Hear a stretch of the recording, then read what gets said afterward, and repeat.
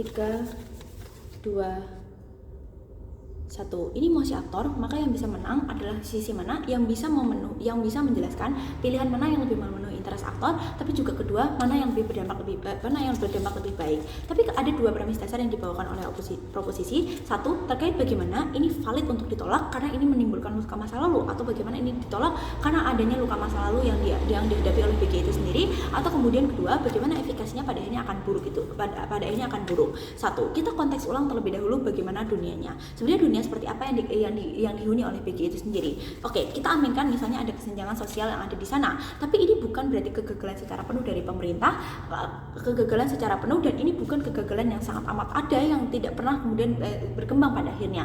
Kenapa? Karena orang-orang seperti BG itu divalidasi, artinya banyak sekali insentif yang datang, dan insentif seperti ini itu juga datang karena misalnya usaha-usaha dari pemerintah. Maksudnya gimana? Ya, pemerintah berusaha untuk misalnya ciptakan aksesibilitas dan misalnya bagaimana keputusan atau regulasi yang inklusif. Ini kemudian jadi alasan kenapa sebenarnya BG bisa untuk kemudian capai misalnya mimpi-mimpi dia yang sangat besar, karena misalnya ada aksesibilitas dan ada jembatan-jembatan yang diberikan oleh pemerintah itu sendiri. Oke, kalau oposisi katakan sebenarnya BG selama ini vokal, ini terjadi karena misalnya ada kesenjangan yang masif. Kami rasa satu, BG melakukan ini karena dia mau ada kepekaan sosial.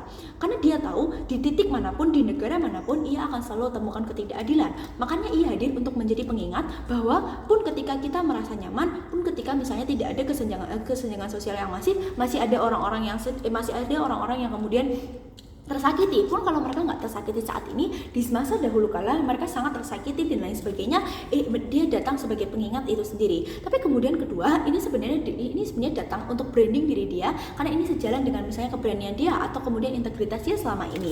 Proposisi nggak boleh dismisif dan katakan nggak ada progresivitas selama ini. Kenapa? Karena BG adalah bukti bahwa ada progresivitas di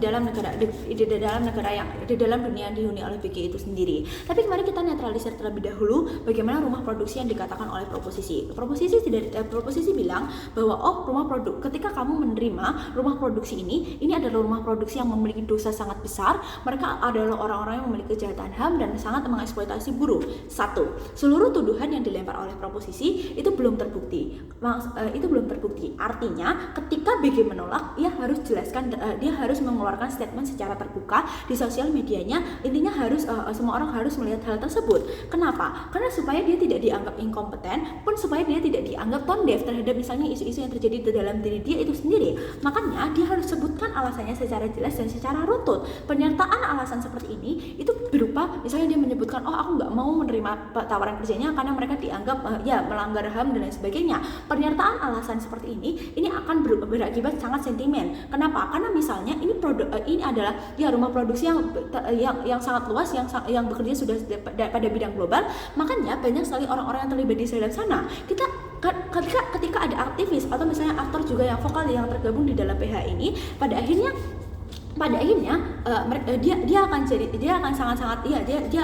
sangat dirugikan dan lain sebagainya. Sebagai publik yang vital, sebagai public figure yang vital dan dihargai banyak orang, BG harus jelaskan, BG harus sadar bahwa selama ini isu-isu yang diangkat adalah isu-isu yang dekat dengan hukum itu sendiri. Makanya BG harus jelaskan bahwa sebenarnya pernyataan hukum atau kemudian keputusan dari hukum itu sangat penting, karena tuduhan-tuduhan seperti ini itu bisa berakibat panjang. Pun tuduhan-tuduhan seperti ini itu kita tidak boleh dismisif, itu bisa datang dari pesaing-pesaing mereka dan lain sebagainya. Makanya BG harus jelaskan terhadap masyarakat kenapa sebenarnya keputusan hukum itu sangat baik. Makanya jangan terima argumen mereka terkait bagaimana ini terkait dengan luka masa lalu dan lain sebagainya. Tapi kemudian kedua, ini saya akan masuk terkait bagaimana saya akan masuk soal justifikasi terhadap interest aktor.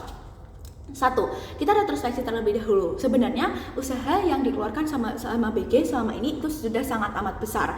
Dia mulai dari nol, dari dia nggak punya apa-apa, dari dia nggak punya misalnya kenalan siapapun, sampai dia sekarang menjadi aktor terkenal yang ada di kancah nasional. Bahkan protes-protes dia atau kemudian pengangkatan isunya itu sangat viral dan sangat didengar oleh orang-orang yang ada di negara dia. Artinya saat ini dia sedang ada di tengah puncak karir yang sangat amat tinggi, puncak karir yang sangat amat viral. Ketika ada tawaran film internasional, ini justru menjadi cita-cita BG selama ini, karena dia sudah banting tulang dan berusaha mati-matian sepanjang hidup dia mau untuk kemudian dapat misalnya rekognisi atau kemudian spotlight yang jauh lebih banyak lagi. Masalahnya hal-hal kayak gini itu nggak datang 2 kali, dan skema atau fluktuasi ketenarannya itu bisa berubah-ubah karena nggak ada jaminan dia akan kemudian terkenal sampai 1 tahun ke depan atau bahkan 6 bulan ke depan. Ini jadi sangat sensitif ketika misalnya BG nggak menerima tawaran ini sekarang. Implikasinya apa? Kalau dia tolak, satu, dia akan mengalami bayang-bayang terhadap kesempatan itu yang selalu ada di dalam diri dia. Ini akan ciptakan misalnya tekanan-tekanan yang sangat amat berat dan lain sebagainya. Tapi kemudian kalau ia terima, ada relasi besar yang ciptakan gerbang baru untuk kemudian dia misalnya mendapat production house yang jauh lebih baik lagi atau jauh lebih terkenal lagi. Tapi kemudian kedua, ketenarannya akan bertahan jauh lebih lama. Makanya ini penuhi interest dia selama ini karena ini membayar kerja keras dia untuk kemudian ya misalnya mendapatkan rekognisi yang jauh lebih banyak lagi. Tapi kemudian secara efikasi saya akan jelaskan kenapa kapabilitas BG untuk vokal terhadap isu-isu sosial itu akan meningkat. Kenapa? Karena selama ini dia dilimitasi, karena selama ini dia vokal dan dilimitasi misalnya di kancah nasional aja. Makanya kalau proposisi bilang dan karakterisasi bahwa pemerintah dia adalah pemerintah yang gagal, makanya selama ini dia nggak pernah berhasil. Karena ketika dia masuk dan ketika dia masuk dan dia menjadi seseorang yang ada di kancah global, maka dia akan lebih dilihat oleh pemerintahnya, dia akan jauh lebih dipandang oleh pemerintahnya sebagai seorang aktivis yang vokal. Dia akan kemudian dapat rekognisi dari pemerintahnya itu sendiri. Tapi kemudian kedua, isu negara dia akan dilihat secara global karena dia misalnya main di film-film yang dibawahi oleh rumah produksi yang sangat amat terkenal. Tapi secara makro ataupun luas, satu, dia akan bertemu dan dikenal ratusan aktivis lainnya karena dia merupakan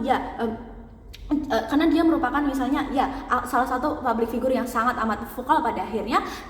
Tapi juga kemudian kedua, dia jadi memiliki kesempatan untuk kemudian main di film-film internasional yang mengangkat isu sosial yang sesuai dengan perjalanan dia selama ini. Tapi kemudian BG itu nggak bisa kemudian dilimitasi hanya oleh dugaan semata. Dia harus jadi public figure yang menjelaskan dan mengedukasi kenapa sebenarnya hukum itu jadi sangat penting untuk hal-hal seperti ini. Tapi pun kemudian ketiga, kami rasa dengan BG menjelaskan hal-hal seperti ini, masyarakat jadi ada pemahaman baru. Akhirnya apa? Ini ciptakan diskursus yang jauh lebih luas lagi, diskursus yang jauh lebih lebar lagi, karena misalnya menghadirkan misalnya banyak sekali misalnya sudut pandang baru. Ini ciptakan diskursus yang sangat amat masif dan lain sebagainya, beberapa hal, Bangga.